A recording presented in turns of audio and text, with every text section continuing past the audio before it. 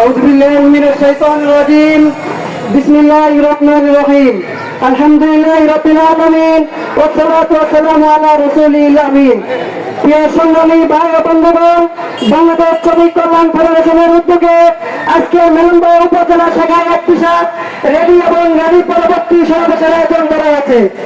উক্ত র্যালি এবং সমাবেশে উপস্থিত আছে বাংলাদেশ শ্রমিক কল্যাণ ফেডারেশন জামালপুর জেলা শাখার সংগ্রামী সেক্রেটারি জনাব সাবেক ছাত্র নেতা মামুনুর রশিদ সিদ্দিকী এবং আজকের এই সভায় সভাপতিত্ব করছেন জনাব উমর ফারুক ভাই, শ্রমিক কল্যাণ ফেডারেশন মেলন্দা উপজেলা শাখার সম্মানিত সভাপতি এবং বিভিন্ন নেতৃবৃন্দ, বাংলাদেশ জামাত ইসলামীর নেতৃবৃন্দ সহ বাংলাদেশ শ্রমিক কল্যাণ ফেডারেশনের সকল কর্মী এবং সমর্থক ভাইদেরকে আমার পক্ষ থেকে সালাম। আসসালামু আলাইকুম ওয়া রাহমাতুল্লাহি ওয়া বারাকাতুহু।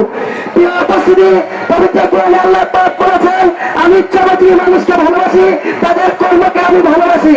প্রিয় উপস্থিতি, আজকে আন্তর্জাতিক শ্রমিক দিবস।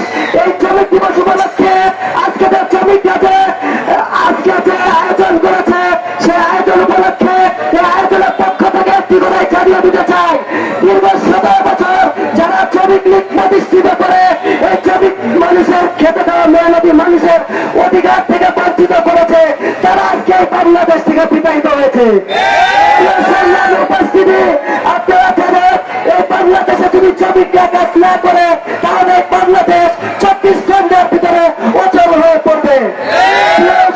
উপস্থিতি, আজকে আমাদের সামনে এই শ্রমিক ভাইদের অবদান আমরা জানি। 2024-এ সেই ঐতিহাসিক গণতান্ত্রিক ছাত্র আন্দোলনে আমাদের এই মেহনতি শ্রমিক ভাইরা ঢাকা শহরে তারা কিভাবে আমাদেরকে সহযোগিতা করেছে।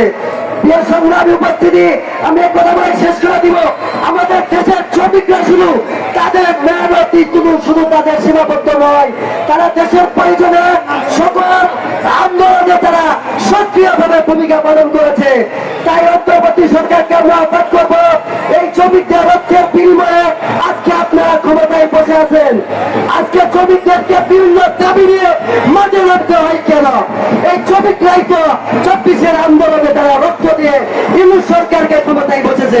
তাই আপনাদের কাছে আমি সমান্তরালের কাছে আহ্বান জানাবো, এই শ্রমিকদের অনীতি বিলম্বে সকল দাবি মেনে নিয়ে তাদের উপর থেকে সকল বৈষম্য তুলে নিতে হবে।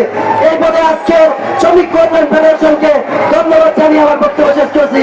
আসসালামু আলাইকুম ওয়া রাহমাতুল্লাহি ওয়া বারাকাতুহু।